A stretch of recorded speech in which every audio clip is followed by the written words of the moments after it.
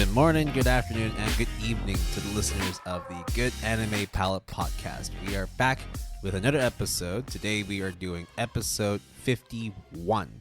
Now, originally when we had this episode listed on our dockets, we didn't actually know what we're going to record, but too bad. We're just going to wing it, roll whatever we got. But the main thing that's still consistent is that it is me, Will, and my partner, Jason. Jason, my buddy, how are you doing? Front of the episode rectification here. Yes, we did not know what to put here. Will put in solid work. I feel the need to repeat that multiple times. He did a solid. It's going to be interesting because we have designed it in such a way that I know kinda, but not know really. So a little bit of like behind the scenes. We actually wanted to roll out a new format, like a new kind of episode that we hadn't really formalized anything in conclusion yet. But we did it before. It was more sort of like a little retrospective on the performance of anime, manga, and generally the industry in 2020. We didn't really do much of that last year just because we had a lot of other topics we wanted to go over. But today, we are going to be doing a full rundown, a retrospective of the anime scene in 2022. Because, listeners, I did not know if you know, but it's not 2022 anymore. Yeah. So, because it's not 2022 anymore, you can technically say that it is history. We are going back in the past. Tomorrow, though, is a mystery because we don't know what the fuck's going to go on over there. Well, tomorrow never comes, right?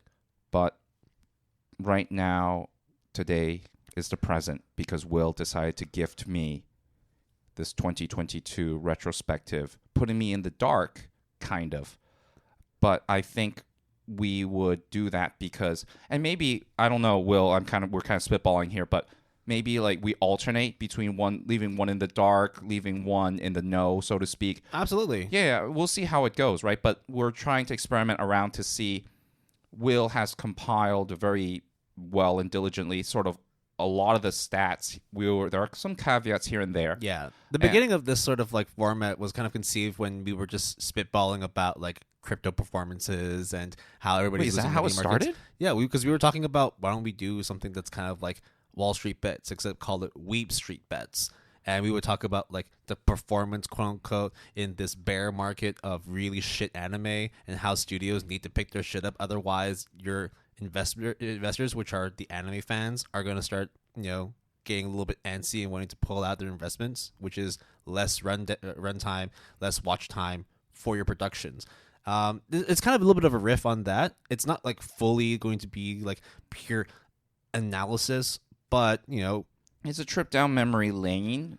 And I know you're like, you love data. I mean, it's almost like a good portion of my job is about data generation and analysis, Will. Correct. Yeah. And so we have obviously, as Will mentioned and I have mentioned, we have done 2020 retrospective.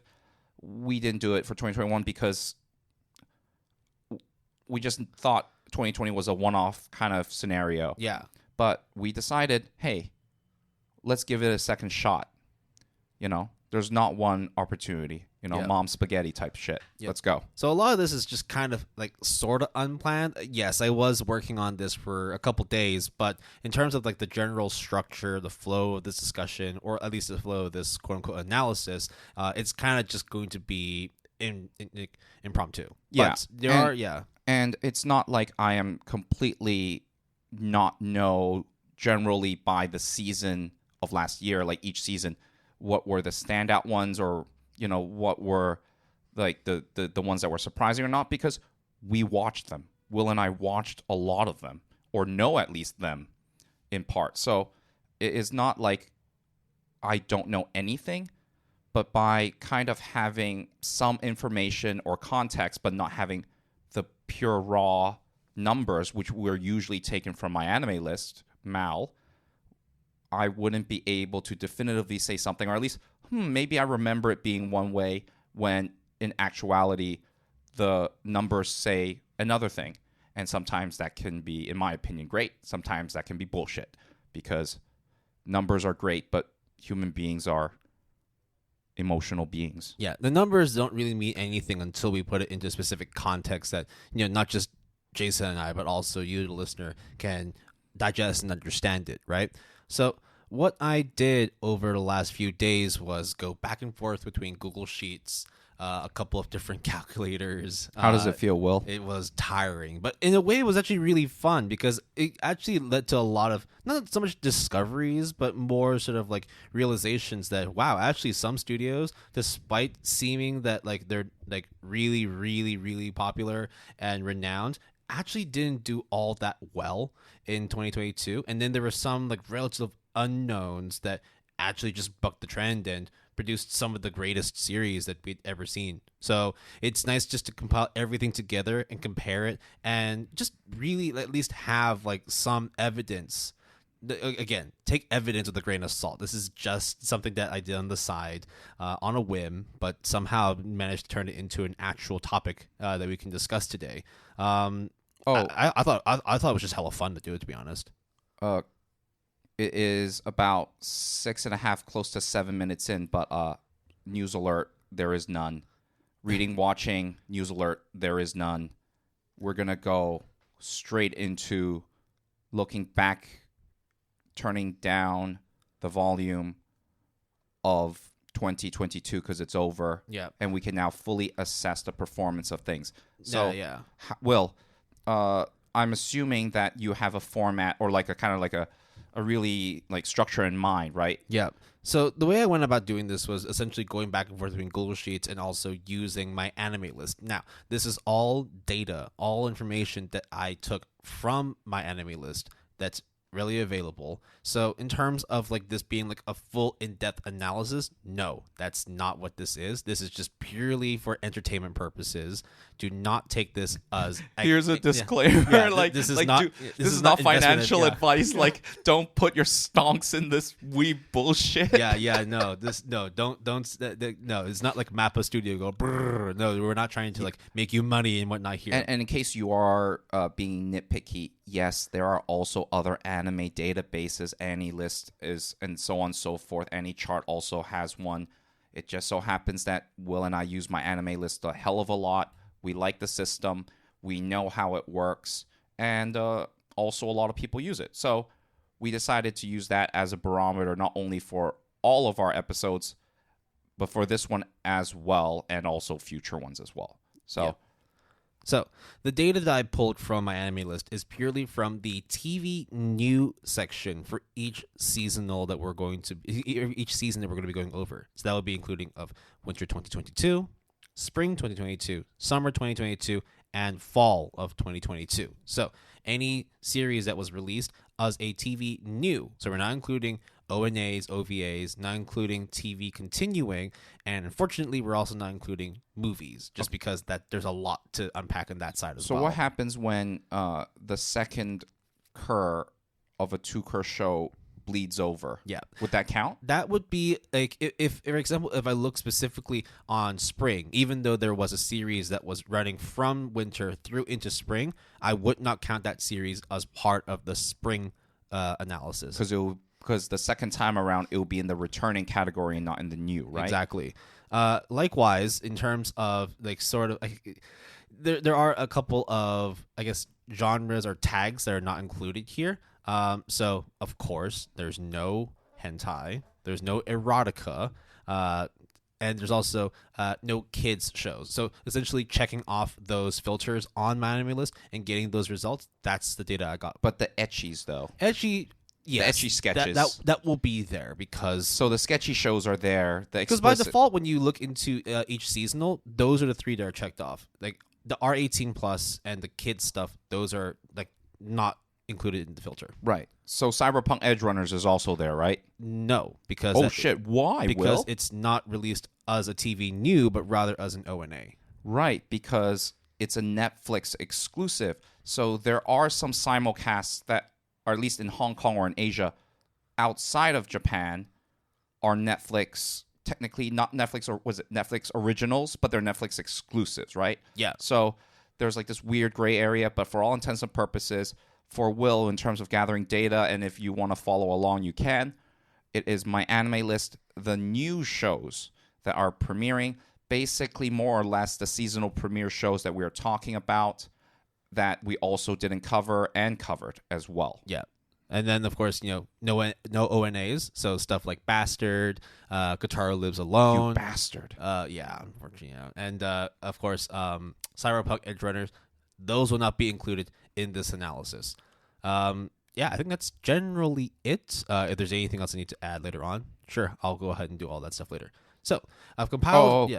You gathered your date on what day? Yes. So this was all data that was compiled as of January 5th through to January 6th. That's generally like when I started collecting all the data. Yes, there's some data points did move, but maybe by like a second decimal place. So it's not like it's going to like massively affect the overall score or average of the numbers I put together. Yeah, and to be fair, for not only our logistical issues, but from a premiere and end of season standpoint, Will and I know, and if you listen to our episodes in the past, you would also know that the way that my anime list works, just like how actually I log my shows, I do not rate the show until I complete it. So there is a lot of people that also adopt the same practice, or when they drop it, they also rate it. So the moment they stop watching it is when they rate it. So usually that is at the end of the anime season. So there is basically a readjustment, realignment of scores. But after that, when winter starts, that's the cutoff that we've just put down. That's it. So basically, all these data points that I'm going to be mentioning are as of January 5th, around that period. So if you're listening to this sometime in the future and you look back on Mal and you find, oh, actually, the scores are different, that's because these are all like moving parts. It's never going to be like, oh, just because Jujutsu Kaisen is an 8.78 or whatever it may be, it will always be that. There's always room for a score to go up or down, and there's always room for more members to join on each specific series. So we're just not going to be like constantly changing this. You hear it now. That's the data point, the date that we're going to be like talking about. So in terms of the breakdowns, there are sheets for winter, spring, summer, and fall of 2022, along with one that encapsulates all of them across the full year. We'll also be doing a genre breakdown, a breakdown of the genres per studio.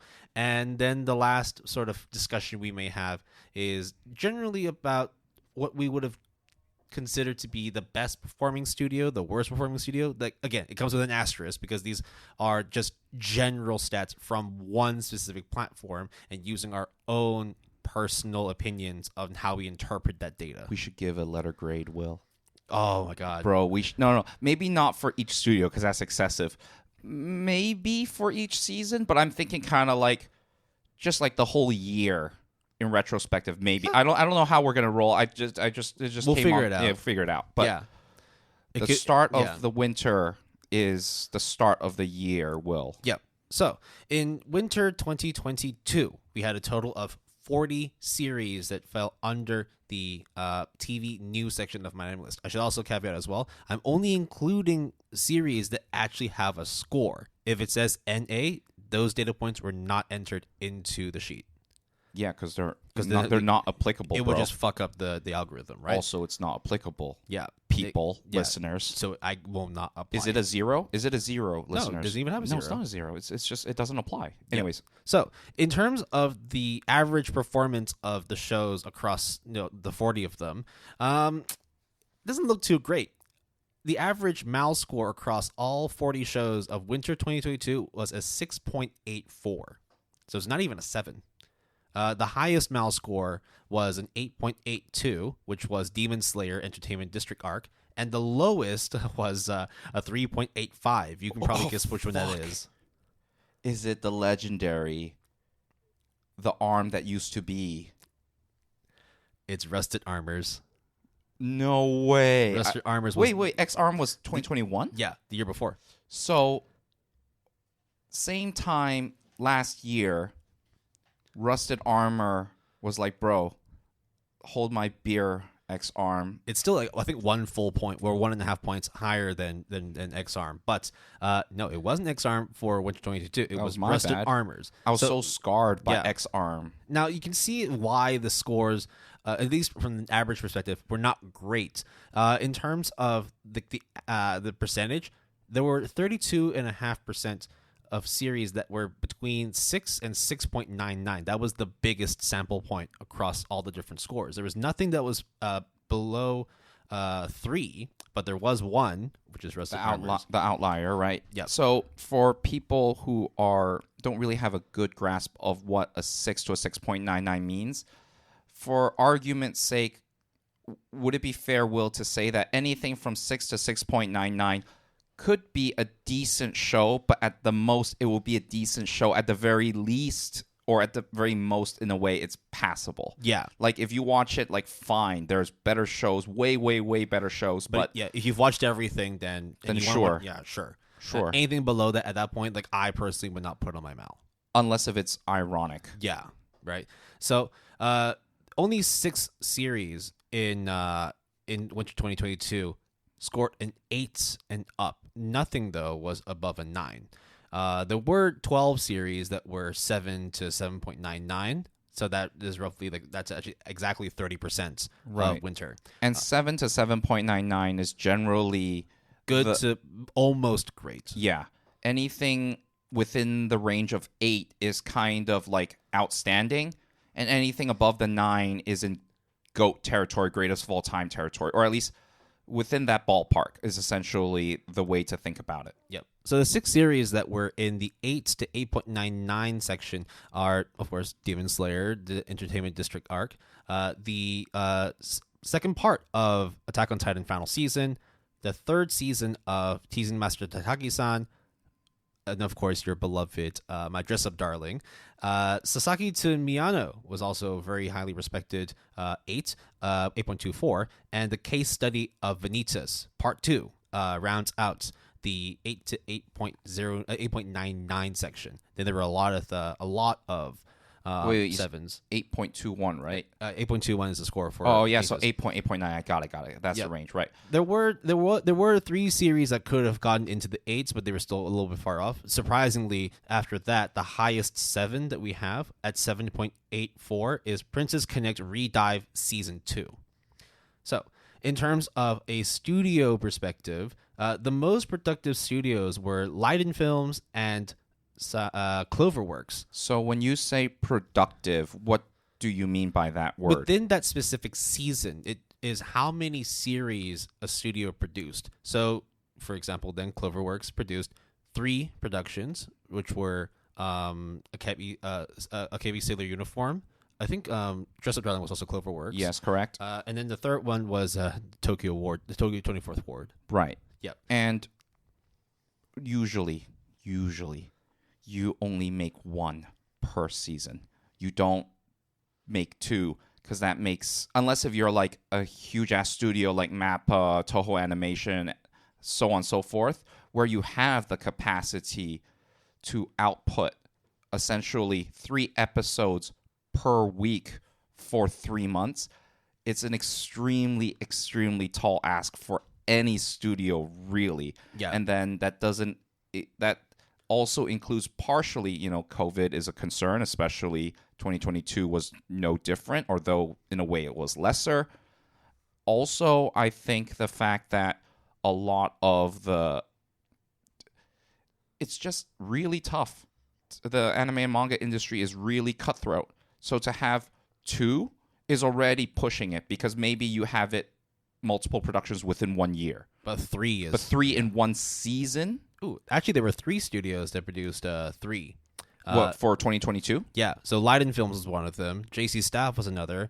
And the best of the bunch was Cloverworks. Because Cloverworks, despite having, Tokyo 24th Ward in there, they were actually able to accrue an average MAL score of 7.45 across the 3 properties, which is insane. But they all got released in the same season, right? Yes. So we had Cloverworks overload, essentially.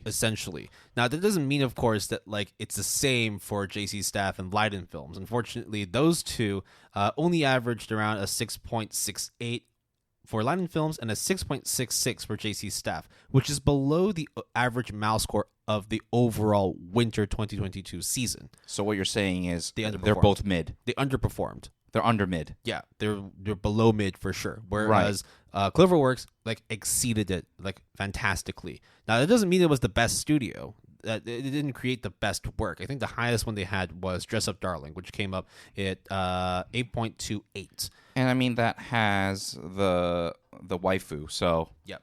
So, everyone's favorite waifu. I also think how many of them were sequels? The eight pluses. I think it was 4 out of 6. You said.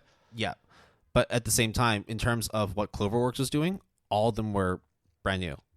Right. Yeah, either originals or like just first adaptations. So they weren't doing any sequels. Yeah, except the original was Tokyo 24th Ward. I'm just saying. Will. Yeah, it sucks. The top 2 performers, I would say top 3 as well, because Takagi-san was an 8.45. But no doubt that the best performing ones were Attack on Titan Final Season Part 2, and then number 1 is Demon Slayer: The Entertainment District Arc. So, what do we infer from here? Well, if you want to get a good score, maybe don't do too much work unless you're Cloverworks.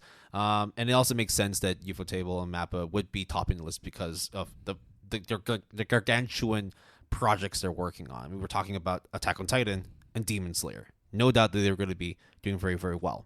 So I thought that one of the interesting things about winter 2022 was a surprising amount of shows that were unexpected, whether it was unexpectedly good, unexpectedly bad, or very good performance initially, then fucked up royally towards the end. Yeah, outside of the usual suspects, it was actually kind of hard to figure out which series were going to breach an 8 and up.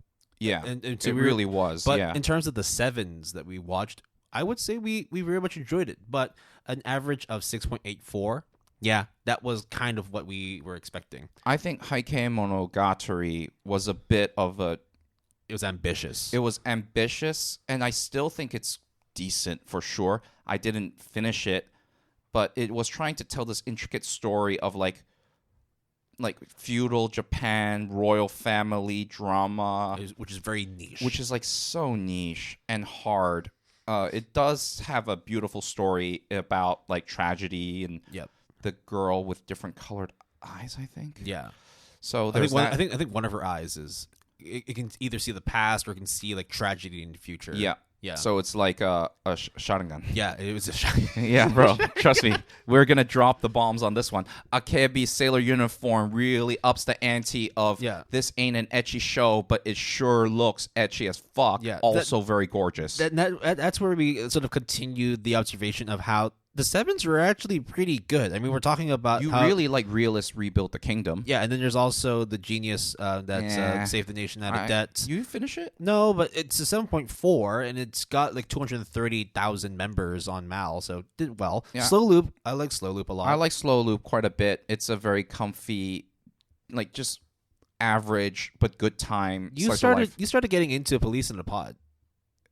Yeah, I kind of did, and then I kind of just dropped off, not because it was necessarily super bad as much as it was just I just went off watching other things. Maybe I would revisit it, but I did technically drop it. But that's kind of how I felt with Sabakoi Bisco. It started off great, and then it kind of just went... Because it was like Fallout.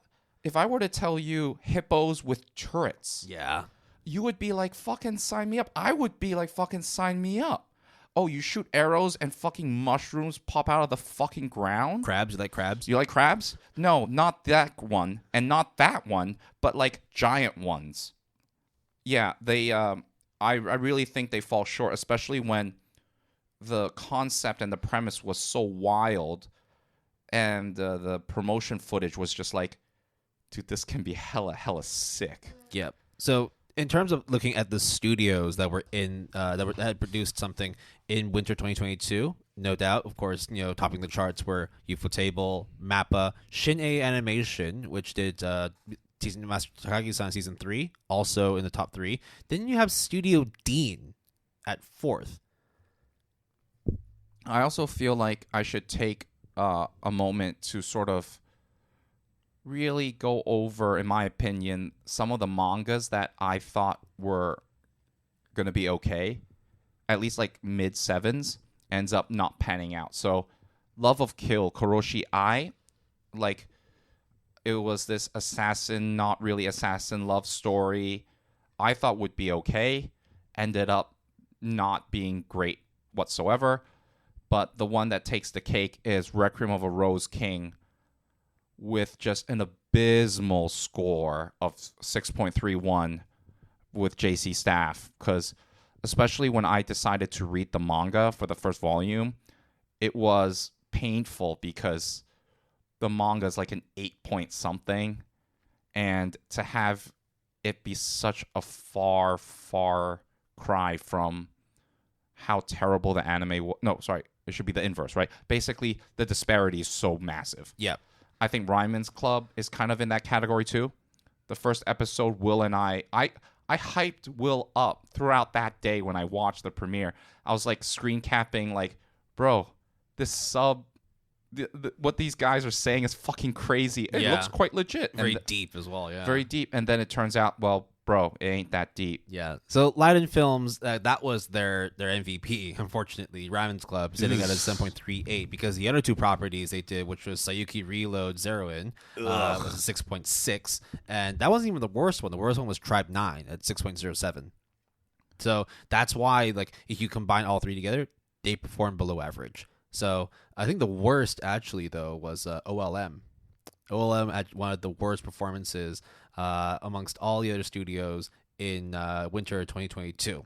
Didn't OLM make Komi as well as Summertime Render that 2021? No, Summertime Render was actually going to be coming up soon. It's in the So when was Komi? Komi season 2 happened in either summer or winter, summer or spring. But there is a Komi a data point I here as well. I see. So the highest performing OLM was actually not from the main studio, but its subsidiary, which is Team Yoshioka, and that was Fantasy Bishojo at a 7.17. I mean, Fantasy Bishojo was fine. That's it. Yeah. So I think basically, top of the charts, UFO Table, Mappa, Shine, Studio Dean, and Bones. And it's also Cleverworks, despite having a 7.45, actually did a very commendable job with Akebi Sailor Uniform and Dress Up Darling. So we now move into spring 2022, where the outlook is much better. 49 total shows that have a score on My Anime List TV New with an average of 7.1. That is a lot higher than the previous season. The highest scoring was a 9.08 by A1 Pictures for Kaguya-sama Love is War Ultra Romantic. And the lowest was a 5.67, which was Chikawa. I don't know shit about that, but it's got a score. It's listed under TV New, and it's not a children's show, so it goes into the data. So, in terms of this season, there were no series that scored below a 5. And there was one, which was a 9, that being Kaguya-sama. There were 7 series that was an 8 to an 8.99. And unlike the previous season, there were more... Can you repeat that again? The last thing, nothing was scored below... a 5. Isn't... Which shows? TV New. For spring? For spring. I mean, you just said that Chikawa was a 5. 5.67. That's not below 5. Fuck, Jason. God damn it, Jason. Sorry. Continue, Will. Yeah. I shut the fuck up now. Anyways, so in terms of the spread of average scores, there were actually more series that scored between a 7 to 7.99 than a 6 to 6.99. So 19 shows, or almost 39%, fell into the 7 to 7.99 range, and 35% was 6 to 6.99. So that's generally where you want to be, the 7 to 7.99 range, because overall there's going to be some winners and losers, so you just want to be above average, essentially. Yeah. So this season already faring a lot better than the previous season. So if you were watching anime in spring 2022, you probably watched a lot of good stuff, and rightfully so. in terms of the releases of that season, you had Kaguya-sama, you had the fourth season of Kingdom, Spike's Family debuted its first part. Boom. And Summertime Render also made its appearance. Awashi was there. The best discovery of that season, your boy Kang Ming was there. And then the second season of Komi-kan Communicates. Rounding out the top series of that year, of that season, at 8.08 was season 3 of Ascendance of a Bookworm. Which I thought was... It's expected. Everything else is like an 8.0 something. I didn't think... I think Ascendance of a Bookworm I thought was fine. I just didn't like it. I dropped it. I was a little disappointed, to be honest. It got kind of stale. The direction that it was heading towards just wasn't what I wanted out of a bookworm isekai story, essentially. Yeah, whenever it's like more of the same, unfortunately, I didn't want the same. I wanted something a little bit different, but maybe that's just me expecting too much out of Bookworm. I think, though, the ones that did not make the 8s, but like basically the ones that are on the cusp, the first two with 7.89, Dance Dance Dancer, you were very impressed by. I really, really like Dance Dance Dancer. I swear I need to get on that. And you need to get on Welcome to the Ballroom. We'll get there eventually. Yes, though. that's another one that I need to watch and, as well. The Demon Girl Next Door Season 2, I thoroughly enjoyed it. I thought it was a very worthy sequel and one that was just a great time all round. There was a point in that season when Data Live Season 4 was like hovering above an 8, yeah, right? But it was like really... I think it was because it was like... I actually don't know why. We don't know why. So first of all, Data Live is like movies plus multiple seasons, right? But if I remember well, all the previous seasons were not that highly rated. Then all of a sudden, this one jumped freaking like one whole point or like 0.5 to 0.9 points of a point. And I was just like, what is going on, guys? Like, obviously, I'm not going to watch 3 seasons just to find that out, but something is there that for people to be so convinced. And the number of members is 213,000. So to alter that score in a dramatic way per person is really difficult to do because the pool of people voting is literally so much more. Yep. So, I don't know. This is also when Tomodachi Game came out, right? And it's sitting at a healthy 7.71. And I just thought it would be better because we heard so much hype from that like the manga would be great. Looking at the score, it did get better. I don't think it was that high when we started watching it in the first place, but it's at a respectable 7.71 now. Now, in terms of the top performers, no doubt, of course, it was A1 Pictures and Studio Pierrot making its debut on this list because of the fact that Kingdom Season 4 is incredibly popular. I won't say Studio Signpost is also in that because they were working in co-production with Pierrot, but the next one... We knew that Kingdom would always do good. Yeah. It's always highly rated, and I think of all the shows in the 8.0 shows, has the lowest amount of members with the highest amount of score, essentially. Right? You know what I'm trying to say? Yep. And I felt that apparently I have a friend who really likes Kingdom because it's like the Three Kingdoms story, but the strategy and all that stuff, the history buffs would really love this, apparently. So, yep.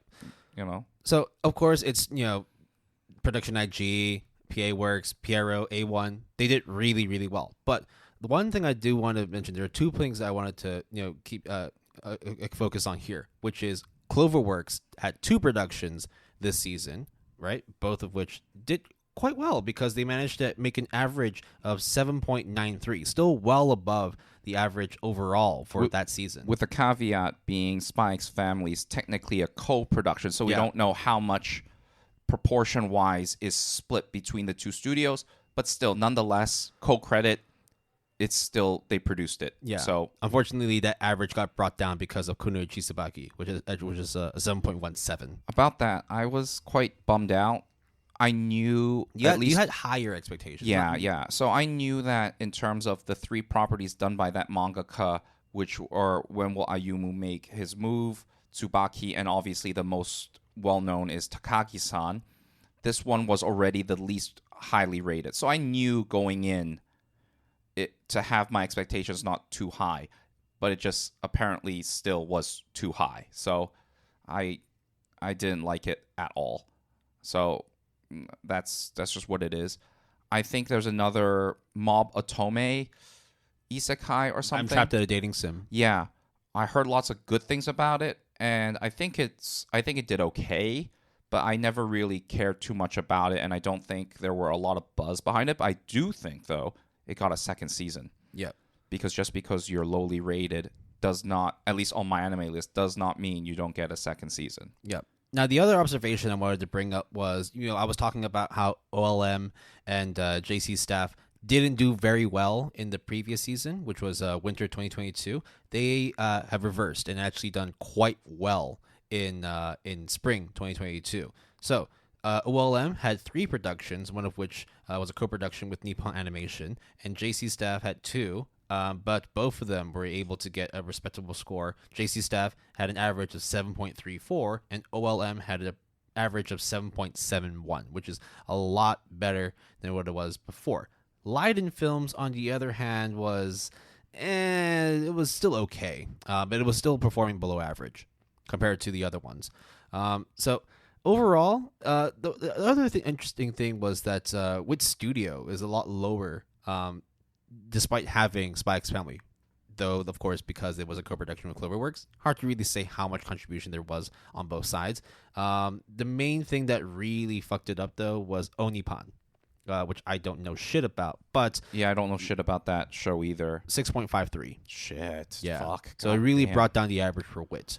I thought another 2 shows that were very big disappointments. One was, in my opinion, a legit disappointment. The other one was not really. So I'll start with the one that was going to be on everyone's mind.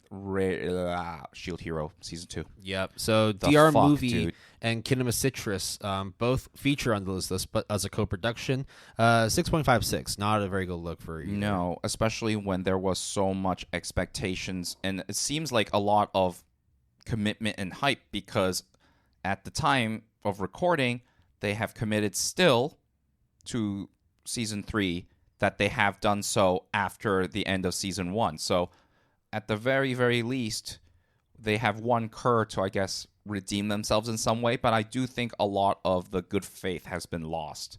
I think the other one that stands out to me, unfortunately, is one of the mangas that I love a lot, is Shikimori Isn't Just a Cutie. Yeah, Dogo Kobo did not do very well this season. Yeah, and I think a lot of it has to do with the Dress Up Darling post syndrome. Like, I'm not trying to throw shade at Dress Up Darling. I love Dress Up Darling.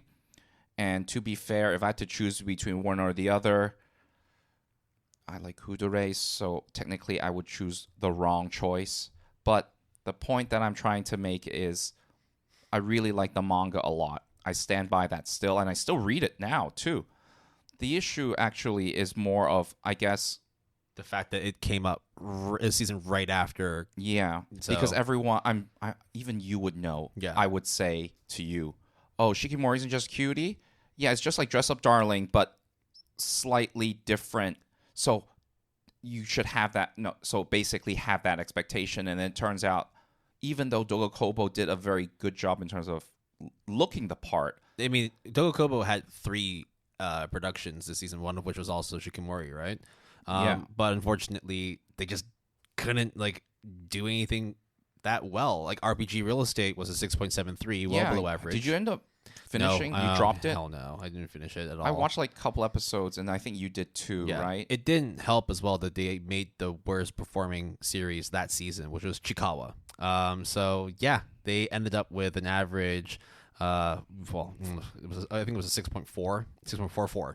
So that's where we're at with the spring. So better performances all round compared to winter, but there's still some studios that we really expected more, but unfortunately just could not perform. So Will, this season, spring 2022, contains an anime that I think you and I need to get to the bottom of why, despite the score that it has so much support, let's just say, behind it. And behind the studio that, actually performed quite well with an average of 7.49. Birdie Wing, surprisingly, was one of the hottest mentioned series of that season. I don't understand. And they have a second season incoming. Everyone is like, bro, you're sleeping on this. This is like the true underdog anime. Like, everyone is sleeping on it.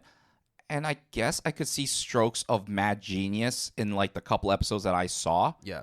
But to this day, it may be when season 2 comes out, which is actually now. Is it? Shit. It's also an anime original, by the way. Bandai Namco Pictures. Obviously, Bandai Namco is a very large company. They have money. Whether or not they put it in their animes, I've no comment there because I literally don't know. But you can attest, right, Will, that a lot of people seem to say you should pay attention. Oh, okay, spring 2023 for season 2, right? So I don't understand. Yeah. Like, is there something that like we're missing? What do you think? Who knows? I mean, we literally have to watch it in order to really figure out what's going on. Ready to move on to summer 2022? Unless you have any other like last minute observations of the season. I would say, and this is like not looking, right? Usually fall would have the most hype, and obviously we know fall has the most hype. But I would argue that summer, surprisingly, usually I would consider it a lull. And usually it's because my best guess is teenagers are on summer holiday, so then therefore, in theory, they won't be sitting around like watching anime. They'll be outside doing stuff, or they're just chilling and not watching anime. Essentially, is the summer is usually how it goes. Fall and winter usually is like award season for Western and live action properties as well. So it's the same thing for anime and manga. But Will, was summer hot or not? You were actually like right on the dot for this one. It has now reverted back to a below 7 mouse score average. So 45 series came out in summer 2022, but overall the average was a 6.91. Now, it did feature one of the best series of the year, which was Made in Abyss, the second season, or if you get the full name, it is Made in Abyss, the Golden City of the Scorching Sun, sitting at an 8.68. That was the highest rated series of that season. The Golden City of the Scorching Sun in summer? Come on, guys. Yeah, I could not have released it at a better time. I'm sorry. You're going to have to edit that sequence out. Oh, my God. I choked. It's fine. No, we're keeping that in. I'll fix the sound wave. Fucking what? So it had a really, really good series that season, even though neither of us don't really care about. Neither of us really care about it. The GAP's formal statement on Again. Made in Abyss is no comment. Yep. Okay. So no comment. 8.86, the highest one. The lowest one was Musashino, which also came out in that season, sitting at a 4.72. There's no surprise to me, Will, that the lowest ranked is something that we've never heard of. But I feel like maybe in the future, we should probably go... not factor into the score. I think that counts, right? But maybe the lowest score would be the one that we know. we should at least watch it. Because I have no idea what Chikawa or Onipan... I know. I've heard of it. Maybe it's a new series. We watch the worst rated anime per season, so you don't have to. Bro, I'm not going to do that for you guys. Like, no way, bro. So you were mentioning that there's going to be a lull, and that was absolutely correct. Because while there were 6 series that ranked between 8 to 8.99, there was a massive 47% of series that ranked in the 6 to 6.99. That's 21 series. No, I heard what you said. Say that again. 47%? Yep. Drop. In that specific segment. So from 7 to 7.99 was 29%. Only 13 series. So there were actually a lot more worse performing series. Despite having a higher average than Winter, there was a lot of really, really mid shows. So basically, tons of people got A's, tons of people got F's, but no one really got B's or C's. But because they average out. If you were to do an average out, and let's say 8 is like a flat B. Yeah. Yeah? Roughly, yeah. Only 3 studios got a B. That was Lurche, Madhouse, and Cloverworks. Everything else was a below an 8. The year is 2022. Madhouse Yep. is actually doing all right. Yeah. So you got What is happening on this planet, bro? Classroom of the Elite 2nd season, Overlord 4th season, and Shadow's House 2nd season. Did very well for those. And So this- about Shadow's House, it's weird, bro. it's a flat 8, 8.00. And I have to admit, like, the direction that they're heading towards, like, the mystery gets unraveled more. But it's getting in... It's like, imagine if Tim Burton was more Tim Burton and more fucked up. But we're just leaving it without commentary. That is Shadow's House Season 2. I really like it. I have yet to finish because this is at this point onwards that my on hold list started decreasing to now increasing in quantity. And it's really unfortunate, but I'll get around to it and I will report in on how I feel. But initially, right now, that's how I feel about Shadow's House Season 2. Yeah. So summer 2022 just didn't do very well either. I mean, you were also missing a lot of like usual suspects, right? There's no Mappa. Right, there's no UFO table. There was Madhouse, though it's not as good as it used to be. Cloverworks is still holding the fort, though this time around they only have one production as opposed to more than two or more. A1 Pictures, quite strong because they did have Licoris Recoil. Unfortunately, Engaged Kiss did not perform very well. To be fair, I thought they both in the beginning, Will, and I think you watched a couple episodes too, had like kind of like same Z kind of like, oh wow, at the same time, both A1 Pictures, both are anime originals. They're really, hitting out of the park, only for the disparity to keep increasing until now the situation has occurred the way it is. Hot take, it might not be a hot take. I actually thought the Engaged Kiss first episode was better than Licoris Recoil, but everything else afterwards, I prefer Licoris Recoil. I think I agree, but I also understand that the allure of Licorice Recoil, the first episode is like the motif of high school girls doing not cute things, kinda. Yeah. Is a very appealing theme, and I do get that. So I'm not surprised if someone were to say, oh no, first episode was legit. Way more legit than Engaged Kiss. I just thought Engaged Kiss was fun, the first episode. Yeah, it was really fun. Like, the choreography, obviously it looked great, for sure. And it was just funny. Well, there were also a lot of bad shows that were accompanying Engaged Kiss in the 6 to 6.99 section, which includes Rent a Girlfriend 2nd season, Vermeil and Gold, Mama Haha, or My Ex Is Now My Stepsister. There was also, unfortunately, Devil's a Part-Timer Season 2. And I'm still waiting for the one that, keep going, bro. You'll get there eventually. Come on. Harem Labyrinth. No, that's not where I'm going, bro. Just keep going. Yeah, this is where probably for me the biggest disappointment of this season, which is summer 2022. Almost like as if it was the winner of a certain GAP finale award at the end of that year, right? Science Saru. Why'd you gotta do Yurei Deco sitting at a 6.07? The only thing that I can say that's great about it is that it was higher than Lucifer and the Biscuit Hammer. But Miss Choi, Miss Ong Choi, yo, listen. And it's actually kind of sad because we only just did like an episode not too long ago talking about how Inuo got nominations for Golden Globe. So Yuasa's doing well. Yeah. Yuasa's doing well, but like a Yuasa-less Science Saru does not seem to be doing too hot right now. Yes, Haiku Monogatari was a 7.76. It was directed by Yoko Yamada, right? Yes. She went from Kyoto Animation.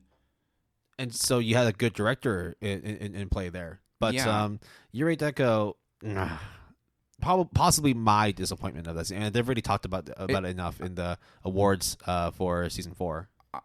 I think it's a massive disappointment, but I am not that attached to Science Saru. I legit think Science Saru and Yuasa and Ong Young Choi are fantastic, solid, anime staff and also a studio. But you can't all be W's, I guess. And this one was a massive not WL. Was such a huge L. Yeah. So summer 2022 was a season to forget. Lucifer and the Biscuit Hammer is also fucked too, because like the disparity between the source score is like Requiem of a Rose King Several level letter grades, yeah. is insane. I think you and I are both disappointed with Part-Timer Season 2. It wasn't fantastic, but just not like this, man. No. We weren't expecting it to be fantastic, but bro, not like this. Yeah. Do you think there'll ever, at this point, be a third season? Like, they learned their lesson, right? Like, look, if there's enough people who care about it, then possible. I don't know if it will be any better. Like, it still managed to get over 400,000 members to join on its My Anime List listing. I thought Parallel World Pharmacy, I finished it actually, gave it a solid 8 out of 10. I thought it's a very respectable isekai that is actually just a very well done show, and I guess the isekai thing obviously makes sense within the show and everything, but to have the connotation of an isekai gives people different expectations and vibes. But I think this one is a very decent isekai show that really goes into the science of things, literally. So I was quite happy with that. Yeah, Down Media, the studio behind it, was one of the better performing studios of that season. I think Oji-san Isekai is very unfortunate. Took the biggest hit, not due to qualities per se, but just due to circumstance of COVID. Yep. I think that was the biggest victim of summer 20. Is it summer, right? 2022. Yeah, so 2022. So Atelier Pondark, yep, a relatively unknown studio, was actually doing very, very well. Unfortunately, because of COVID and mismanagement, that dragged down the score. Yeah, so it wasn't their fault at all. As it stands, I don't think all episodes are available on Netflix for everyone to consume. I think it is done broadcasting inside Japan, but yeah. I think the lag is not due to the studio, because obviously they released it. It's external issues. It's most likely licensing. So it really sucks because the momentum really got killed. Yep. It's just sad, bro. So if you invested your time in summer 22, unfortunately the payoff was not there. It was not a great time at all. But we then move into fall 2022, the last season of the year. Because, Will, when you fall, what did Batman teach us? Is to learn how to get back up again. And I think also go through like 20 different actors to be able to make a good movie.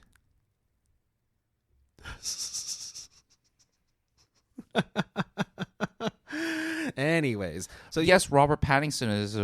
You actually watched it, right? No, I didn't. Oh, you didn't? No, I heard it was really good though. Yeah, like legit. Like, but we're not talking about Batman or live action. We are talking about anime. So you said before, right, that winter and summers tend to be lulls, and then spring and fall when you have a lot of the award-winning stuff. It's the other way around. Spring and summer. Oh fuck. No, you said winter, because winter was shit for this year as well, for last year as well as summer. But fall was spring was a 7.1 average, so it kind of goes up and down, up and down. Okay. So, how well do you think fall did? Great. And you're right. With 48 shows that premiered in fall of 2022, the average across all the series was a 7.22, the highest of 2022. The highest scoring anime was, of course, the greatest anime of all time, Bleach 1,000-Year Blood War, sitting at a 9.14, though according when I was getting the data in, it was 9.15, but negligible. The worst performing one is Arugasa Dummy Head Mike ni Natete ta Orekun no Jinsei, or My Life After I Became a Dummy Head Mike One Morning. It's really weird. Anyways, this was a fantastic season on a performance level. 10 series rating between an 8 to 8.99 and one which was a 9+. So 11 series that were higher than 8, 17 or 35% of series that were 7 to 7.99, and only 14 or 29% that ranked 6 to 6.99. It was a very good season. Fall was fucking lit. Now, per usual, sequels consume most of the 8+ shows. We all knew that. I think of all of the 8+, or close to the 8+, there were basically 3 shows that stand out to me and 1 show that stand out in the negative sense. So let's start with the positive ones. I'm going to shill for Bocchi the Rock again. It really came out of nowhere and really was it is my favorite season 4 anime of the GAP finale awards. So it's fantastic, and obviously the reviews and the ratings show it as such. As a studio, Cloverworks was only beaten by MAPPA, but Cloverworks did have 2 productions, one of which was Spike's Family Part 2 in collaboration with Studio. But on average, the studio did an 8.7 compared to MAPPA, which did 1 production, which was Chainsaw Man, but got an 8.71. So I would have objectively said that Cloverworks had the better season, right? Bones came in next with their... Oh. Whoa, Will. Oh, shit. What are you doing? Damn. Cloverworks is, as of February 2022, 130 people on Wikipedia. That's what they reported. Mm-hmm. Unsurprisingly, obviously, MAPPA is bigger, right? As of April 2022, according to Wikipedia, the number of employees is 310. So, obviously, MAPPA has to put in a lot of resources for JJK, AOT, so on and so forth. Chainsaw Man. So, I get it. And also they have they're essentially the modern version of Madhouse, and obviously there is connections there. Literally there is lineage there. But for Cloverworks to output almost as much overall already, and for it to also have, I would say, that amount of success, at least. I mean, Bocchi the Rock is super successful. Yeah. 8.99. Yeah, and I basically remember a long while back when Horimiya first came out, and I was like, hey, this is an and even you admitted too, yeah, we think this is an up-and-coming studio, and now not only do they put out great work or good work, they put out a lot for a third of the size of MAPPA. It's insane. Yeah, we're going to get into that in the next slide, but to round off the fall 2022 analysis, top 3, MAPPA, Cloverworks, and Bones. Now, Bones, both the productions were sequels, Season 6 of My Hero Academia, Season 3 of Mob Psycho 100, but this was a big turn of events for Bones because Season 5 of My Hero Academia did not do very well. I thought Season 4 was kind of as well, but I thought the second half of Season 4 was bad. Oh, yeah, no, with the gentle criminal, whatever his name is. Yeah. Yeah. I forgot its name. But it's one of those. It's not memorable. It's not memorable. Season 5, a lot of people just were not happy about. And to see Season 6 do a reverse Uno card in many ways was at least comforting to know, especially when you know that the My Hero Academia manga is kind of concluded, all well and good, or at least thought out and stuff, right? Is it done yet? Do you know? Finished? I don't know. But there are already murmurs of it being close to completion. And according to one of our mutual friends who has kept up with the manga, it was we kind of know where the end game is at the very least. So there's that. I thought two standout shows that came out of fucking nowhere was Idealish 7 Third Beat ! To be fair, the previous season also did pretty well too. The previous part of Season 3 or whatever it was. Third Beat beat that drum, huh? Yeah. I think the Eminence... Third beat the drum a second time. So how would you calculate that? You wouldn't, because it would be... It just wouldn't make sense. It just wouldn't make sense. I thought the Eminence in Shadow was... Do you think 7.89 is respectable? Yeah, obviously it's a very respectable score.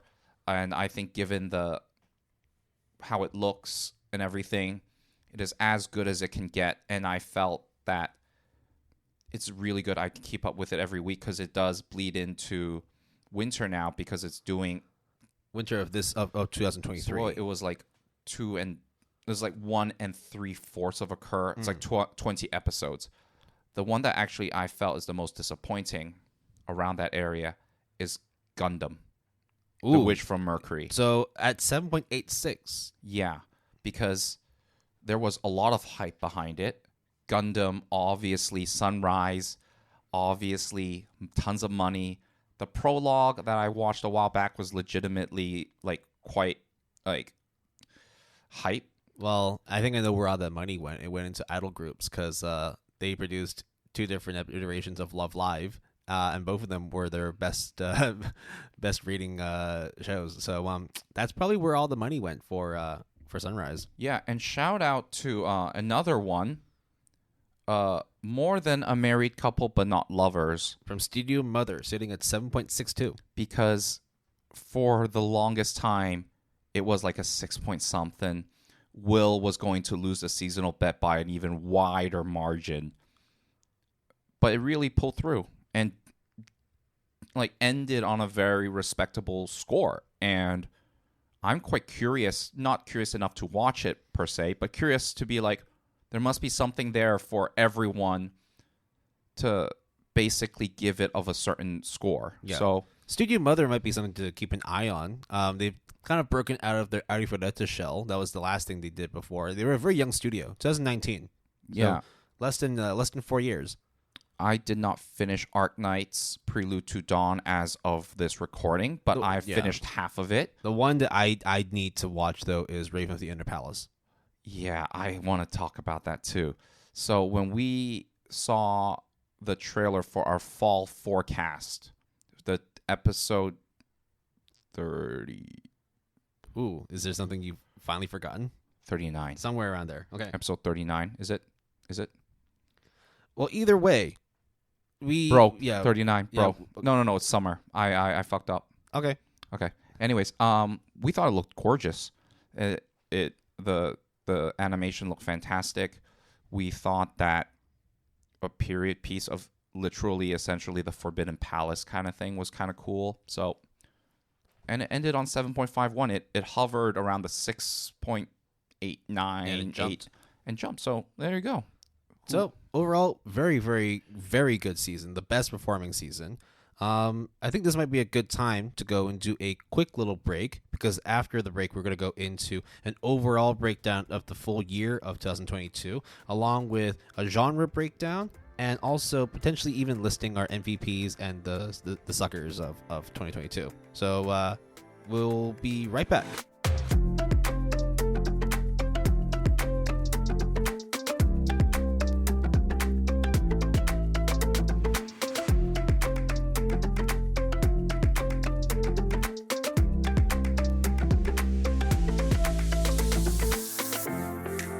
Hey guys, welcome back. It is the second half of episode 51 of the Good Anime Palette podcast. Will is over here kind of musing, thinking, pondering about the history that is the anime year 2022 seasonals. Meanwhile, I'm over here, Jason, trying to figure out just how many isekais were memorable, and it's going to take a little bit longer for me to figure it out. But in the meantime, Will, what's up? We went through technically each of the 4 seasons, right? Yep. We went through some of our highlights, lowlights, whatever you want to call it, of each season, like kind of offhand. And our 2 cents on each studio and specific series that we wanted to take note of. You break down all the stats, numbering, and production stuff for each season. But how about when we look at it not from the perspective of the studios or per season, but we look at it kind of as a whole, or maybe like genres or whatnot? How is your take on that? What you got? So just to sort of like recap over the whole year, if you include all 4 seasons, there are a total of 182 shows, and the average was a very mid 7.02. So whilst while spring and fall did really, really well, unfortunately, it was dragged down by both winter and summer. The highest ranking was still Bleach: Thousand Year Blood War, and the lowest ranking was still Rusted Armors back in winter 2022. So I think in the end, right, it kind of averaged out in the end. You had some highs, some lows, and all kind of met in the middle. So, in terms of overall productions, Leiden Films was the most productive in terms of producing series. They had 10 series over the course of 2022. 3 in winter 2022, followed by 2, then 2, and then 3. However, it was also one of the worst performing studios with an average score of 6.73. So that is the average mouse score as of recording, divided it by 10 shows that they produced that year, right? Call of the Night was their best performing series, but it could not save all the other garbage that they had released, unfortunately. Call of the Night was legit? It was, but it just could not carry the weight of Leiden Films. The second most productive, and also one of the only 2 studios to produce a series per season, Cloverworks, 8 productions, being the busiest in winter and only 1 show in summer, but then 2 in spring and 2 in fall. Their average, though, was a very, very high 7.95. And if you exclude 24th Ward, it would have been around 8.3. So it would literally be number 1. It wouldn't be number 1, but like if you factor in how many productions it had, I would give it objectively the number 1 spot. As in, like, it was not only productive, but it was also efficient in terms of making good series. So in other words, it doesn't win by default, but if you add in context, if you add in just sort of like the minutiae of industry and kind of, as you said, like maybe like a point by point kind of it's like a velocity, like a rate, your win rate or whatever, like the percentage is high. Like you would invest your, I don't know, street cred or whatever. You would be like, Cloverworks did banger this season, regardless. If you put your money in Cloverworks this year, if you put your money in Cloverworks, it was in very, very safe hands. In fact, you probably would have gotten a very good return out of it. There were of course a couple studios that did better, but that's also because they only did a third of what Cloverworks is doing. So in terms of the top 3 studios that produced on average like really, really high scores, Mappa and Pierrot both came in over the year, having produced series that averaged 8.49. So of course they had, Attack on Titan for Mappa and Bleach: Thousand Year Blood War for Mappa. For Pierrot, Bones came in third, a very close third, thanks in part because most of the stuff they did actually was an 8 and up. Actually, not all of them, actually. So Vanitas was the lowest scoring Bones production, but that was still an 8.21. Mob Psycho 100 Part 3, back in fall of 2022, 8.76. So Bones also had a really, really good production as a studio. In fact, in terms of like the disparity between its best and worst shows, it has one of the closest. It's only 0.55 between the best and the worst series they produced over the course of 2022. A1 Pictures also had a really good year, which was propped up by Kaguya-sama Love is War Ultra Romantic back in spring 2022. Unfortunately, it did get its score dragged down by Engaged Kiss with a pitiful 6.88.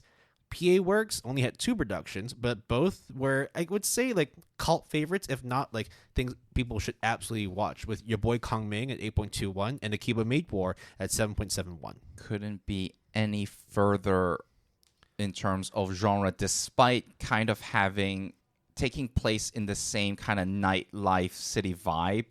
One is just balls to the wall, violent Quentin Tarantino binge session.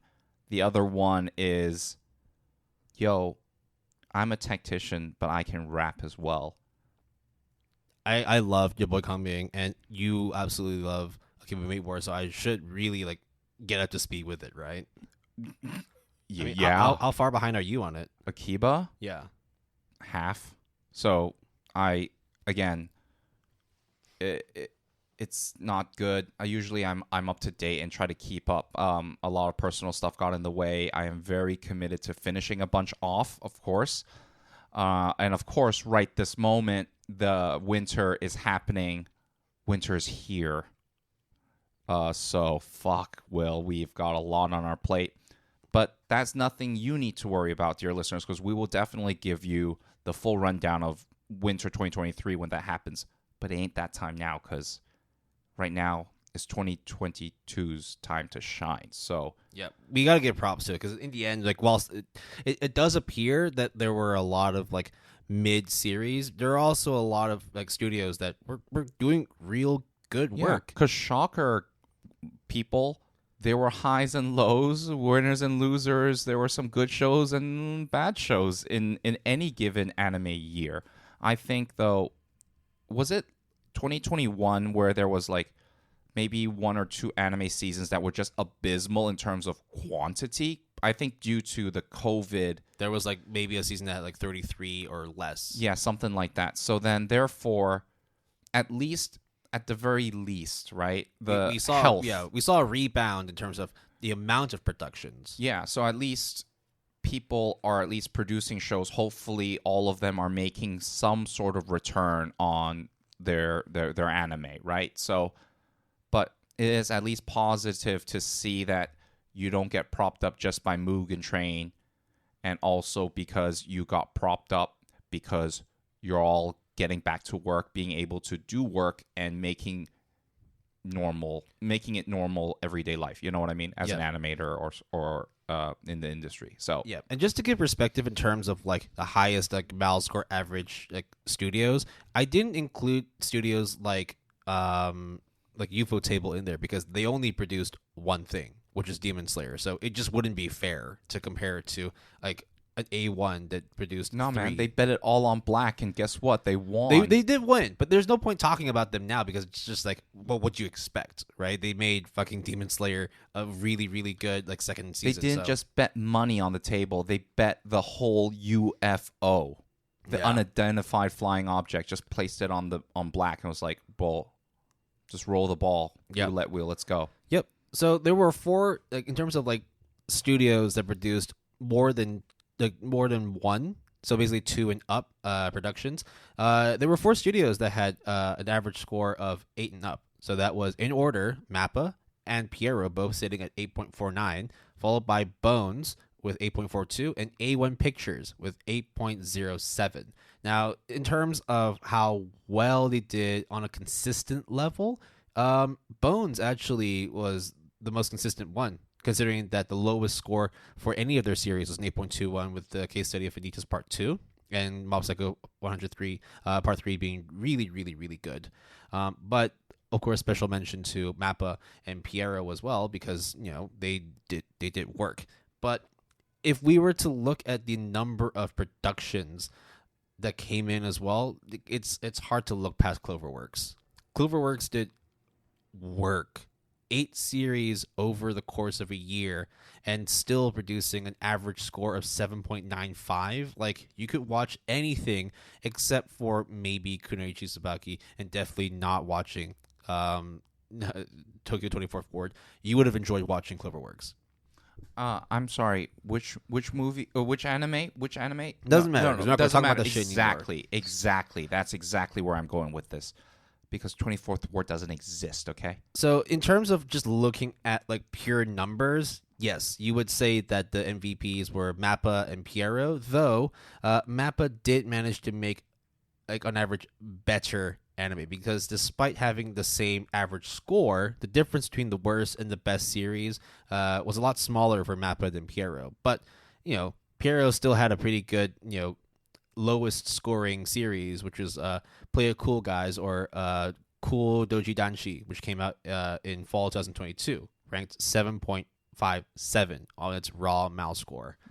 Yeah, it sounds okay. Sounds okay, right? Yeah. So now that you talked, seems like more slice of life for dudes just literally playing it cool. So in terms of the the studios, right? I would say that the 3 that performed the best are, of course, Mappa, but you also have to include Pierrot and Cloverworks. I would throw Bones in there, but everything they did was a sequel, whereas Cloverworks did literally everything from originals to sequels to co-productions to just all out good work. So if it was for me to like give like an MVP award, it would be hard to argue against Cloverworks. I would say the same. It's a surefire winner, right? Like, and if you think about it, what are they doing next? It is probably the most non-shonen battle hyped show, manga in existence right now. I all I gotta say is that if you put your money in Cloverworks, just keep your money there because goddamn, that is an S tier studio right there. I think PA Works, as you said, deserves special mention as well because, yeah, sure, 2 shows, but those 2 shows were very creative, were very out there. Yeah, one of them was based on a manga, but the other one was wholly original, very entertaining and enjoyable. What about, let me think on top of my head. So what about the ecchi shows? How are they doing? Ecchi shows. So here's the thing: when looking into the genre tags, ecchi was not a genre. It was just essentially like a subfilter that, like a ratings kind of thing. Exactly. So it's like kids, ecchi, erotica, hentai. So that's where it was like, yeah. So I didn't put that in there, but it's not hard to infer how bad they were doing because let's say, for example, Project Number 9, they had consistently bad shows. Right, the difference between the best and the worst shows were 0.69. Nice, but Nice. yeah, Mama Haha, or my ex is now my stepsister, whatever it's called. 6.78, just not good. I didn't even include the other ones for example, the ones that did Harem Labyrinth. I didn't include Worlds and Harem was also this It's year. also there too, Ugh. but it's not in there just because. Why should we even like highlight them? Like, in the end, I wanted to talk more about studios that at least consistently produce stuff like every season or every other season. Right, I understand. The worst performing studio was Passione. I mean, yes, they only made 2 productions, but both of them were awful. Which were they? Actually, yeah, there you go. Passione made Harem Labyrinth, 6.59, the worst for them, and the best was Renai Flops or Love Flops at 6.71. So the difference. So it was in the name. Yeah, Their performance. literally Their flopped. performance summary was in their name. So it was a difference of 0.12 between the best and the worst. So they were consistently bad, right? They started. They released Hammer Labyrinth in summer and then ended the year with Renai Flops, averaging 6.65 across the 2 properties. Just not very good. Not terrible, but you just no. Unfortunately, there was a series that produced worse on average, which was Shaft. Shaft did not have a very good year last year. They did Ruby and Luminous Witches, that weird Air Force one that takes place in World War II. Yeah, I do remember them. The cheerleaders that are plains girls. Right? Yeah, whatever that was. I don't even know. Like, yes, I am not having a stroke or a seizure. That is actually the premise of Luminous Witch. Yep. I can't even. Welcome to anime, guys. But another really bad performing studio was ACGT. Now, you might not know that name, but you definitely know Orient. So they got a second season. Which here's the thing: their worst performing series was Orient Part 1 at a 6.59, and their best performing was Orient Part 2 with a 7.04, and it was just consistently bad to mid, just not very very good. Sad. Yeah, That's really just. It was just not very good for them. Overall, if it was to just give like the worst performing studio, it would have to be Passione. Unfortunately, just did not do well at all, and I don't know what they need to do to maybe just go back to doing Higurashi. I think Miracle-chan was That was decent. true. That was true. They did do that, but unfortunately, that was in 2021. So they had a better year then, but it's a downward slope for them right now. It's a real bear market for them. Another studio to note, unfortunately, is Dogokobo with an average of 6.44. Yeah, the best they got was Shikimori. Is just not a cutie. Yeah. It's not just a cutie. Sorry. Isn't just a cutie. Yeah. So they just no, unfortunately not very good. One studio I do want to mention though is Maho Film, which consistently kept things like very very mid. They had an average mouse score of 7.11. Difference in terms of the best and worst is 0.45. Leodale was their worst performing at 6.94, and the best was I Am the Villainous, so I'm Taming the Final Boss, which came out just this past season. Yeah, based on manga, 3 volumes, I read it. I thought it was all right. So just that all right. That would be a studio where if you wanted just to put your money somewhere and just let it sit and like that's it, like just lay flat, Maho Films is the place to go. I thought overall the things that stand out to me the most out of 2022 was just the amount of stupid bullshit that is not anime exclusive, in the sense that it is like the Harem Labyrinth and then World's End Harem. Yes, they all have harem in it. Congratulations. I'm not really going against the grain in saying that, but it's just the censorship thing. I thought personally was, I get why you would do that, but then when you delay it and then release it and it turns out to be like that, like why can't you censor it like High School DxD? At least have some fun with it. And also just it was no effort kind of in like outputted whatsoever. Of course, as literally sitting in an armchair, it's very easy for me to criticize other people's hard work like that. But honestly, it's just, to me, bewildering a bit when you try to cater to both sides because you want to be broadcast on TV when it ended up not fulfilling either side. Yeah. So if it was up to me in terms of giving like the top 3 and the worst 3, I would say number 1 overall is Cloverworks. Cloverworks gets the S tier. Right below that would be Mappa, and then almost on the same pedestal, but just slightly underneath it would be Pierrot.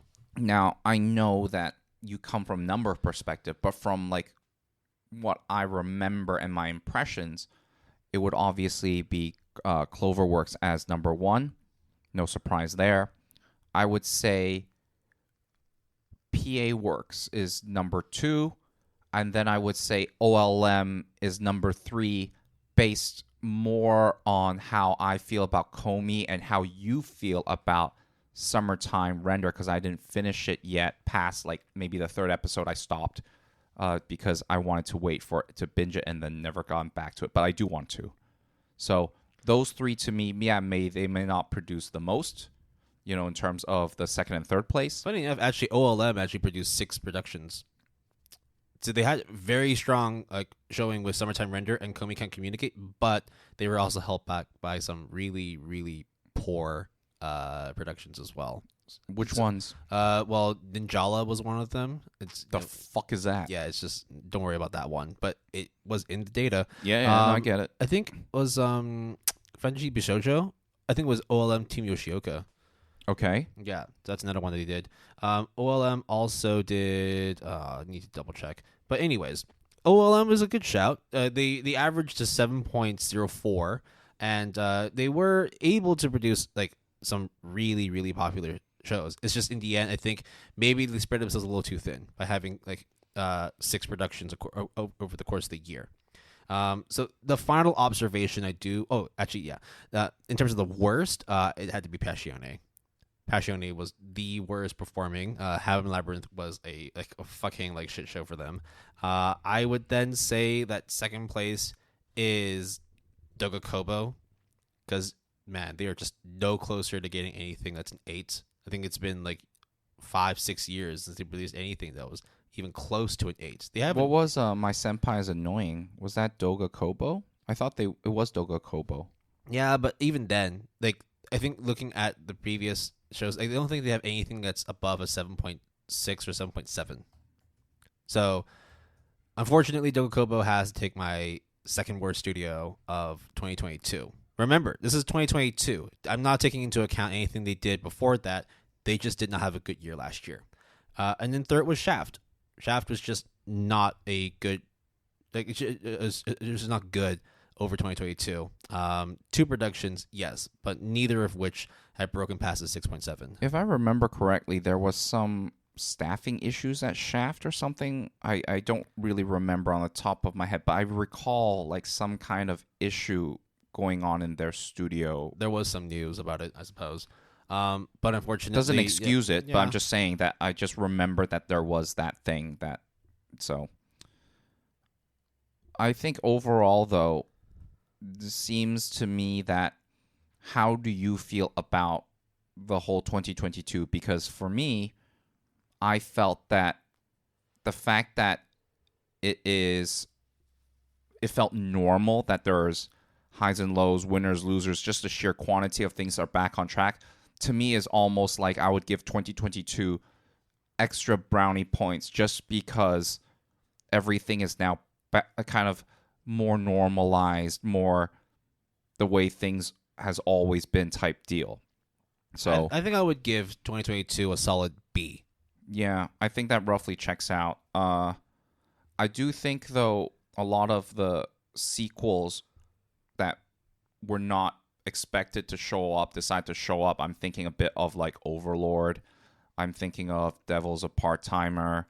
Sure, you could say like, well, For the most part, most sequels did well. Yeah, but for some sure. definitely, like, I mean, fucking Shield Hero, Devil's Exactly, Part-Timer, those exactly. two like really dropped the ball. So look, I think in many ways it's very positive to see things coming back to a swing of things. I mean, I think Classroom of the Elite 2 came out of nowhere in the sense that we knew they were coming, and then to all of a sudden be like, yo, It's here now. we're going to adapt all of the first year arc, which I guess is like at least another season. So they're pulling a Shield Hero. So we'll It's see. popular. I mean, the light novel is extremely popular.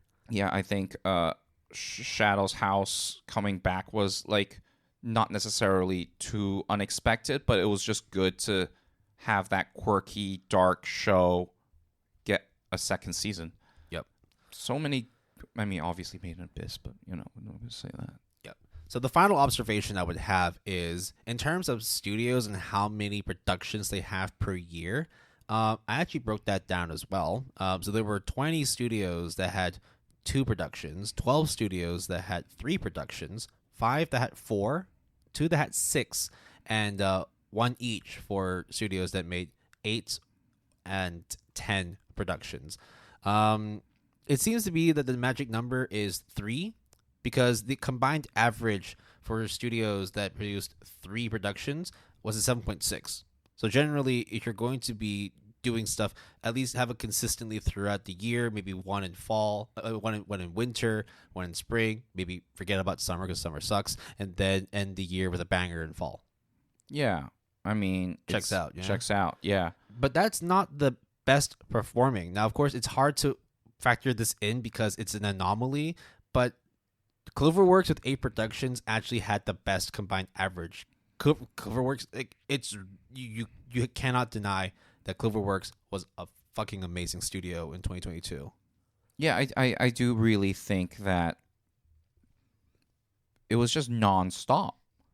It was, I mean, literally nonstop. Yeah. As in there was something every season. Was there? Yes. Yeah. It was 3 productions in winter, 2 in spring, 1 in summer, and 2 in fall. Like I'm not gonna come out and say Tokyo 24th Ward is by any means good, but to me that if that's like your lowest point, I think that's all right. Honestly, and even then, like a 6.9 something, that's still like a C minus. Yeah, and I don't know. It to be fair, I think you even would agree that Tokyo 24th Ward at least looks okay. It looks okay. The story is a mess. Yeah, but that's and some of the voice acting was like kind of wacky. That's also a bit, can't do much about that. But in my opinion, like, how is it humanly possible? Please give them a break. Put them on vacation or something. I don't know. I don't know what to do in that situation. But Yep. So what did we learn? Don't overwork. Leiden Films had 10 productions, but only averaging a 6.73. Call the Night, good, but hopefully you do fewer series so that at least you have better quality stuff. Keep your productions usually to around 2 or 3, 3 being best, because so far the studios that produce 3 series throughout the year perform the best. And if you're not it Clover, makes sense though, because one team, one project, and then maybe have a bit of a break. Yep. Okay, maybe there is something I don't know, but to me, at least on paper, that makes sense. You would expect like a 3 to 6 month downtime per team, right? I would have, because how many times have we seen the part 1, part 2 of a season with a split season in between? Most, so it's plenty of times, right? Yep. So that's why I'm not surprised that if it's every other, but to able to do 3 out of the 4 is pushing the limit a bit. But I'm glad minus Tokyo 24th Ward, Cloverworks stuck the landing. So good for them, honestly. So now we're going to move away from the overall performance of the studios, and now we're going to talk about genres. Now, again, I'm going to have to stipulate that these are genre tags that are listed on my anime list when you click the filter button. Okay, so Will, hold on. Yeah. How many shows in total of 2022? 182. So did you have tags that overlapped? Or is it the first one counts as like the main one? And that's the other stipulation as well. I Because see. there are series that only have one genre tag, but there are also series that have like 5. So what'd you do in that situation? Just put it all in there. Whatever showed up. Generally, because of the fact that it's like sometimes it's kind of hard to have a series that is only comedy or only action or only drama. Some of them will have some supernatural. Some will have some suspense, some mystery. You said 182, right? 182 series overall. My third eye is telling me that half of them at least is isekai related. Well, isekai is not a genre but a theme, unfortunately. But if you want to, I guess, go more broad and say fantasy. Nah, shit.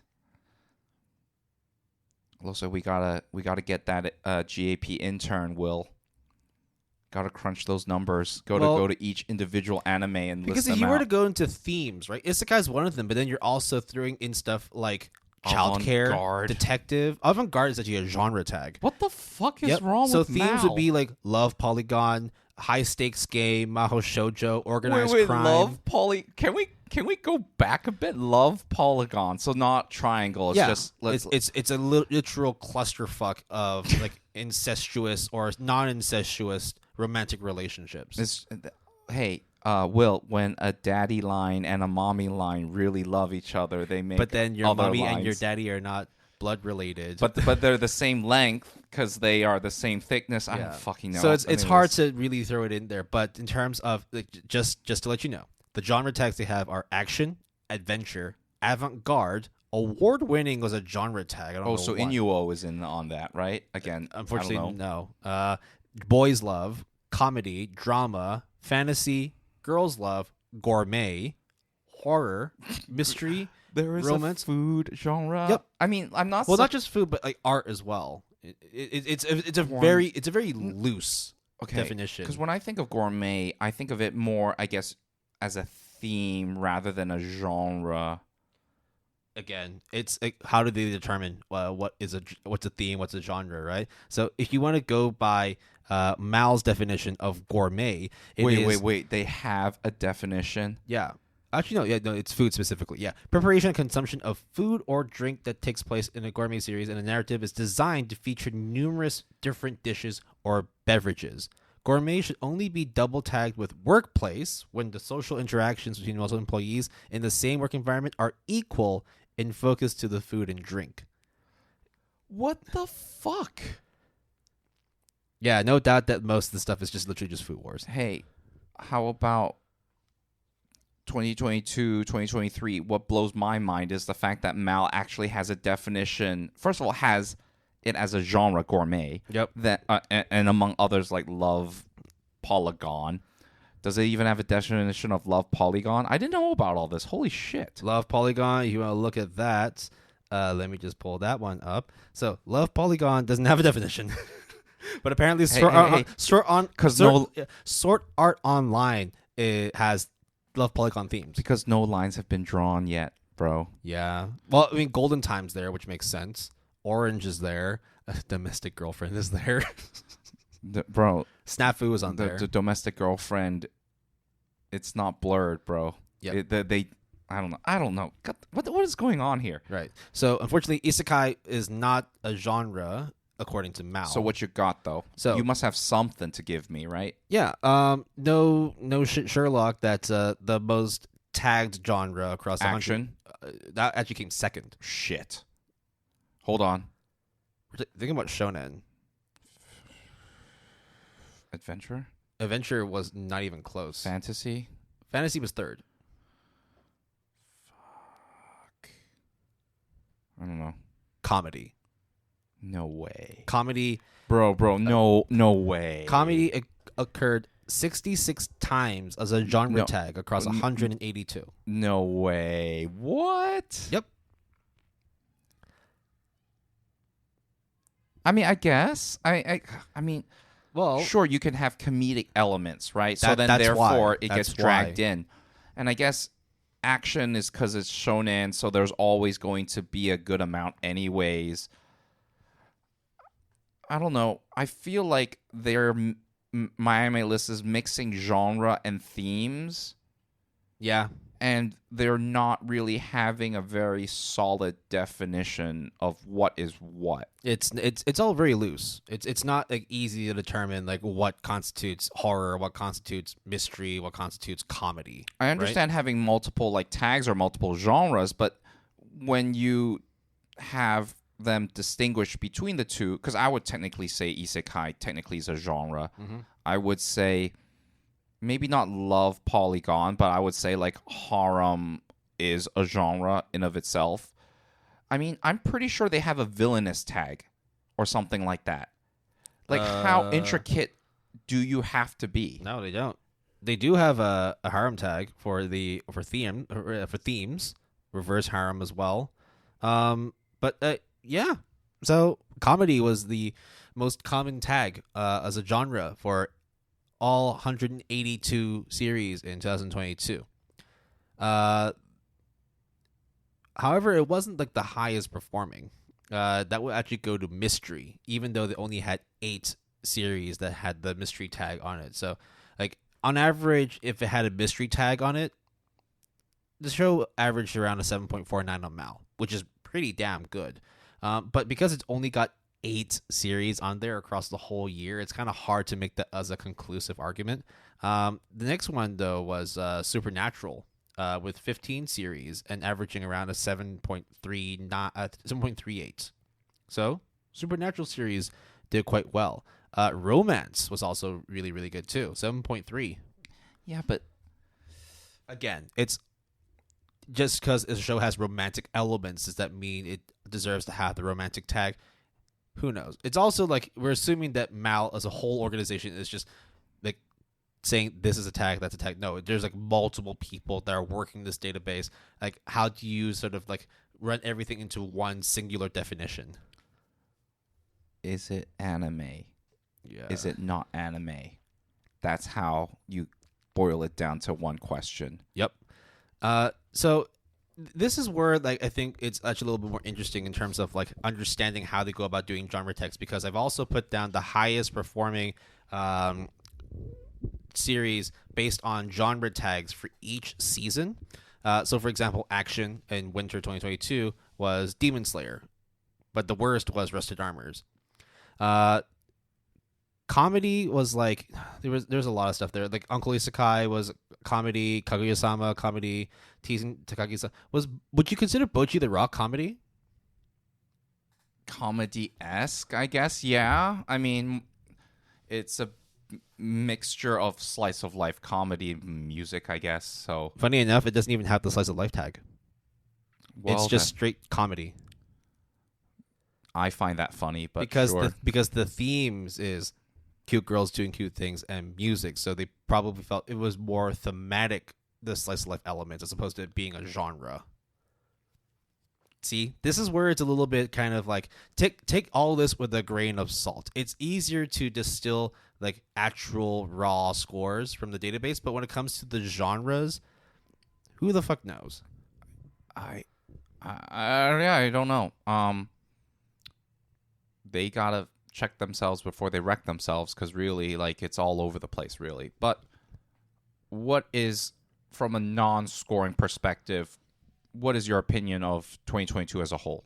That's what I said already. It's just basically like pretty solid. I think that what was like the major observation was like you already expected good stuff to do well and bad stuff to do bad, but all the stuff that was in the middle, especially the sevens, I found a lot of enjoyment watching them. Usually it's kind of like, if it's like a 7-2 or 7-3, I kind of avoid them because they're bad, but it's just I feel there's better stuff to watch. No, it just seems that now it's like I'll watch a show, I'll like it, find out it's only like a 6-9 or like a 7-1. So did you have a lot of those occurrences? Because for me, I don't think Throughout, especially during spring. Yeah. I mean, like there was also like the whole like Akebi mate war, Akebi sailor uniform. There was Slow Loop. Like Slow Loop's a 7.2, but I really like that show. Yeah, but 7.2 and a 7.8 for 8 something for Akebi sailor uniform was, in my opinion, like a big difference. Yeah, but that's the thing though. It's like I liked them both equally, and it wasn't. Yeah, I see what you mean. Okay, so. Yeah. It's just like I mean like so you even talked about it. You gave Akebi a 7? No, I gave them both 8s. That's what I'm saying. I'm not saying by like my personal standard, but I'm saying is against the grain. Yeah, that's what I'm saying. That's what I'm asking. We talked about it as well during that specific seasonal like discussion that the 7s are actually really good this time round. So that's generally how I felt across the season. Yeah, I don't think, for me personally, that any anime that I watched and completed were that drastically different in terms of how the overall my anime list perceives it to be, or at least not in the same direction at the very least. There wasn't like Banish, Hero Banish from the Countryside one, where I thought it was like an 8, but it was like a 6.7 or 6.9 or something like that, such that I just didn't understand. I guess Licourse Recoil in a way, but even then I could appreciate why people like it, and it is good. It's just not great. So I don't know. So what you're saying is it's been a very average season. It's a very above mid season. How about that? Yeah, because it's like the way you're saying it, it's just like you're kind of, I wouldn't say like not down with 2022, but it was like, anime is anime. It's such a middle of the road answer, but sometimes that is the genuine, legitimate answer. So I see that. I mean, like, come on. There must have been like something that you observed from like 2022. There was like, you know what? No, like this is something that like was actually great about it, or maybe I said it was going back to normal. That's what I think was great about it. 2022. That's a. Is that a good thing? I mean, like you would expect that though, with like people recovering from, I guess, quote unquote, post COVID. Sure. I mean, I'm not criticizing or like countering what you're saying. It's just more like any other kind of observations other than back to business. I mean, I kind of put me on the spot, so I can't really think of one. You also put me on the spot when asking me about like what I thought about 2022, right? Sure. So, no, I mean, I have nothing that in terms of from a genre perspective or anything that really stood out to me. But you would still give like the overall year like a B. Yeah. I agree with your overall grade. It was fine. B is more than fine, man. It's above. No, it's because you get a beating, right? It's Asian parent syndrome. Let's not be Asian here. Come on. I hate to break it to you, but last time you looked in the mirror, I think you would see. Let's just be colorblind weebs. Yeah, but B is good. B is good. Yeah, but how can you see if your eyes are so slanted? And that is the end. I wasn't even done yet. Oh shit! Fuck! Holy fuck! What? What, dude? I was nowhere near being done. Because not only did they do it as a genre breakdown, they did it as a genre per studio breakdown as well. No, don't do that, bro. That's crazy, No, dude. no. I mean, again, there's only like a few studios I included in here because I only included studios that had 3 productions or more. Because if you only had 2 or even 1, then like whatever you produce does not really define what you did over the course of that year. So for example, if we look into Leiden Films, Leiden Films kind of pretty much did a bit of everything. They had some action, some adventure, comedy, drama, fantasy, romance, sci-fi, slice of life, sports, and supernatural. In fact, in terms of the 10 productions they had, action, comedy, and supernatural occurred 3 times as tags for their series. It was very clear cut for Cloverworks. Comedy was your strong suit for 2022. JC's staff, which we usually know for doing more sort of like slice of life, more chill kind of stuff, like I guess also with comedy. Surprisingly, their most frequent tags were action and fantasy, occurring 5 times across their 6 productions. So those were Danmachi Fourth Season, Executioner and Her Way of Life, Requiem with the Rose King, How a Realist Hero Rebuilt the Kingdom, and The Strong Sage with the Weakest Crest. And because a lot of those are like action fantasies, those tags also correlated with the fantasy tag too. Generally, I think that most of the time you kind of associate certain studios with doing really, really well with certain genres. JC's stuff kind of bucked the trend because you wouldn't expect them to do a lot of action, especially since that dumpster fire that was, second season of One Punch Man. But it's good to see that at least, they're, flexing their creative muscle and going into stuff that isn't just comedy and slice of life. In fact, the comedy tag only showed up once, which was The Demon Girl Next Door, season 2. I would say that, like, generally, if you were watching stuff based on genre, it's kind of hard. Okay, look, do you remember there was a series called Q? Yeah, the Idol show. There's no genre tag for that. So that it just exists as an anime entry on my anime list. Yeah, I understand that, but then I thought like maybe genres and the tags it's just like this weird cluster mess of this thing that they haven't really figured out yet. Because originally they only had genres, and I think only recently did they added a secondary classification system, something like that. Yeah. So theme-wise, it's showbiz and music. Genre, there is nothing there. So that's where you have that kind of like I don't really know what to take from it. And again, like as I expressed, it is very much take this shit with a grain of salt because it's not clearly defined. And if you were just to use this as your only metric to gauge on what stuff you need to watch, boy, you're in for a mess. It's not that straightforward at all. But we're here to iron it out for you. Yep. Just like how you're gonna iron out these ending notes for today's episode. Am I allowed to do so now? Yes. Is this the end of our episode 51? Take it away. So, Will, did you know you can reach us through I always know, email? You tell me every episode. gapalette@gmail.com. That is Will, G-A-P. Just do the damn thing.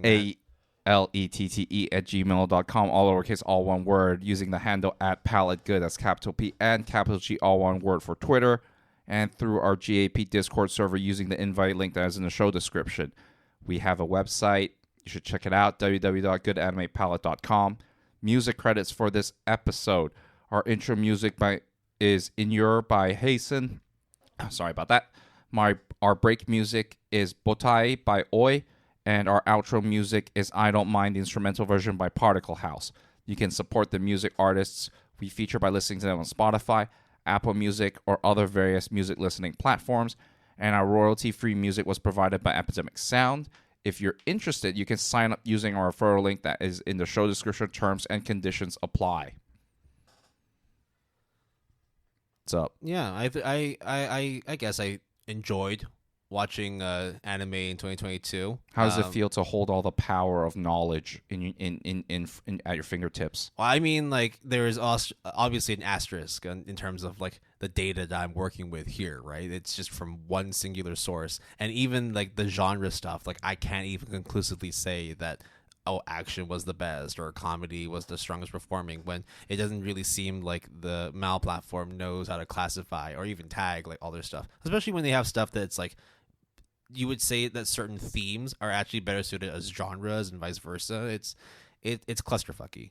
Yeah, I think they need to figure out some sort of method, or maybe the method will iron itself out over a long period of time when people readjust and realign to this new system. So like they have mecha as a theme as opposed to a genre.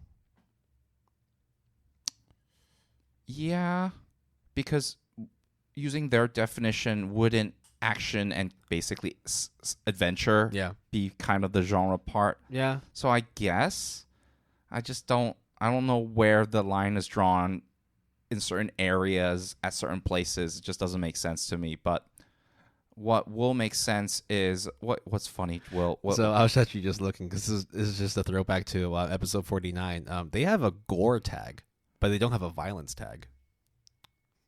They gotta listen to GAP. They gotta know the difference, bro. Definitely not a blood tag. So yeah, it's weird. It's definitely like there's more refinement that needs to be done on my anime list. So if anybody who's working there is listening to this, yo, get your shit together.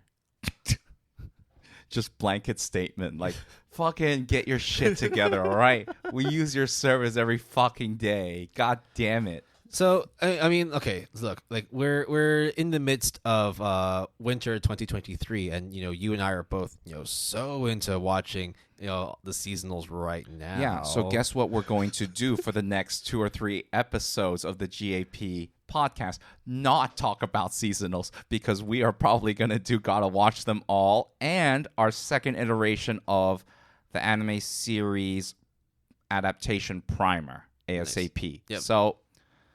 Yeah, we will probably likely update you here and there about our seasonal trials and tribulations, but as it stands, Will is about to embark on an online journey of sorts, while I am of about sorts to... or of swords? Stop the fucking show. I'm not even going to go on to stop the fucking show. We're getting the fuck out of here.